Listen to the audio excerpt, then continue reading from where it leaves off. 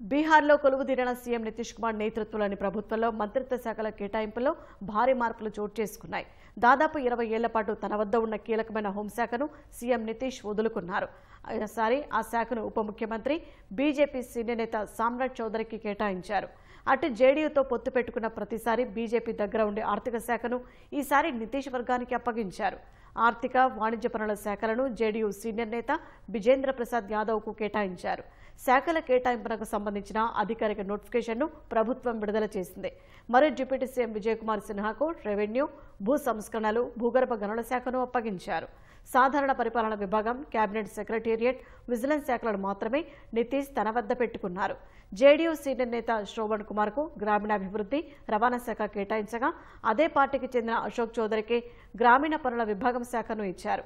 రాష్ట్రీయ లోక్ సమతా పార్టీకి చెందిన దీపక్ ప్రకాష్కు పంచాయత్ రాజ్, హిందుస్థాన్ అవామ్ మోర్చా సెక్యులర్ సంతోష్ సుమన్కు జలవనరుల శాఖను కేటాయించారు.